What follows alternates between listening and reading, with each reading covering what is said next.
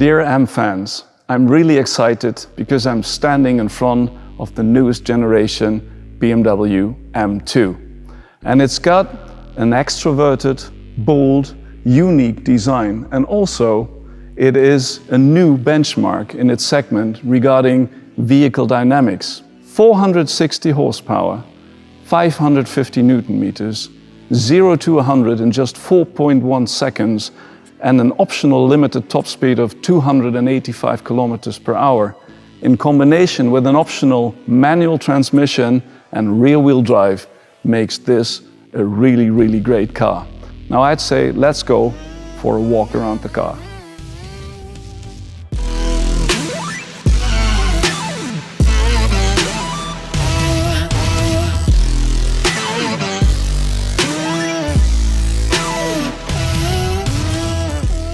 Now, if we come to the front, it is obvious that this car has quite a broad stance. And that comes from the fact that we've broadened the track, and with that the stance of this car by 60 millimeters in regards to the 2 Series base car.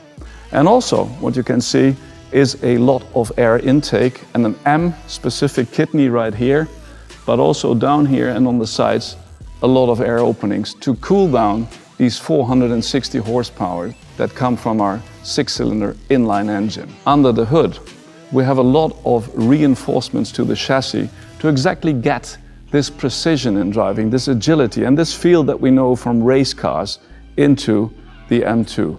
In combination with the electronically controlled suspension system, it is just a perfect match. Now let's take a look at the side. And if we take a look at the front wheel to start off with, it is a 19-inch M-specific wheel in the front, and we have a 20-inch wheel at the rear. M alloy double-spoke jet black wheels, and behind that you can see a compound brake system, brake disc, and also a 6-piston caliper in red. And if we took another look at the side of this car, there's another element that is typical M, which is the double-spoke outside mirror fitted onto this car. And last but not least, there's something else I'd like to show you.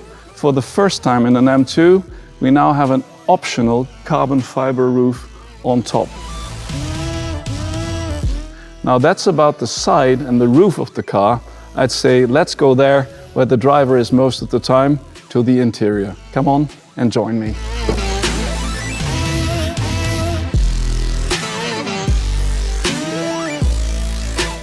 Now, if you look into the interior, it is obvious that we have a lot of M-specific elements in the interior. First of all, the M colors in the door panel, but also the very nice curved display in front of me with the typical M digits and the typical M man-machine interface that you work with when you're driving.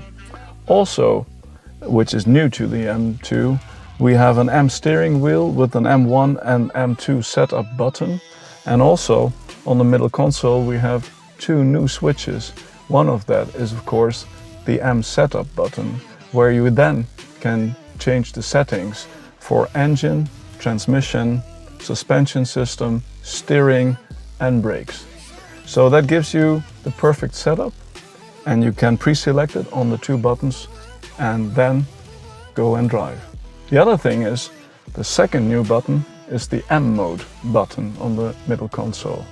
The M mode allows you to toggle between 3 modes. One is road, the second one is sport for sportier driving, and if you go to track, all the driver assist systems are deactivated, and also the display on the right side is deactivated so that you can on the track really concentrate on the RPMs and the speed and nothing else. Now, what is not mentioned yet, but quite obvious, are the seats. We have 3 different seats in the car, 2 as an option, and the most popular option is the one that is fitted in this car. It is the M carbon fiber bucket seat. By the way, it saves 5.4 kilograms per seat. Now I'd say that is a lot of Mness in the interior as well. And there is one part of the car we didn't look at, and that's where we're going right now. Let's go and take a look at the rear. What started out with a wow element in the front is really a wow moment at the rear. Because what you obviously see is the broad stance also in the rear of this car. And this broad stance is also a stronger connection to the road, leading to perfect vehicle dynamics. It's got a very strong rear fender, design-wise, with the typical elements like the vertical integrated reflectors on the outside, and also a very, very strong rear diffuser with a typical dual tailpipe at each side and the rear. Now, if we add up everything we've just seen from this new generation M2, it really makes clear again why M is the most powerful letter in the world.